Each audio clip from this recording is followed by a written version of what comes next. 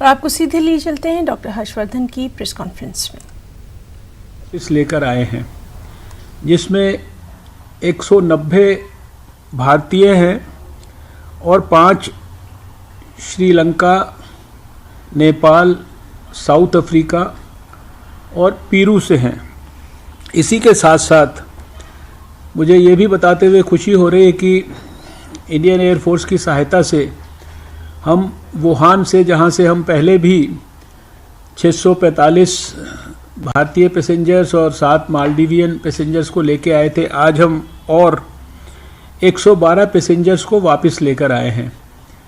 ये 76 इसमें भारतीय हैं और 36 नेशनल्स हैं जो Bangladesh, Myanmar, Maldives, China, south Africa, USA और मडागास्कर के हैं।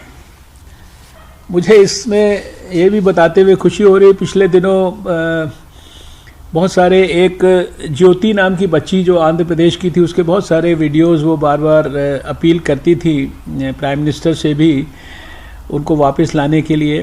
पिछली बार वो वापस नहीं आ पाई थी बुखार इत्यादि होने के कारण। उनको भी इस बार हम लोग वापस ले आए हैं। जो लोग जापान से आए हैं उनको हमारा जो मनेसर में आर्मी कैंप है वहाँ पर रखा गया है, और जो वुहान से आए हैं उनको सबको आईटीबीपी फैसिलिटी जो हमारी छावला में है वहाँ पर रखा गया है। ये भी मैं देश को सूचित करना चाहता हूँ कि अभी हमारे जापान में 16 हमारे पॉजिटिव जो पैसेंजर्स या पेशेंट्स उनको कहिए वो क्वारंटाइन में हैं, और 3 ऐसे पैसेंजर्स थे जिन्होंने अपने आप को वापस आने से ऑप्ट आउट किया। तो ऐसे लगभग अभी हमारे 19 पैसेंजर्स जो हैं वो अभी वहाँ पर जापान में भारतीय बाकी हैं।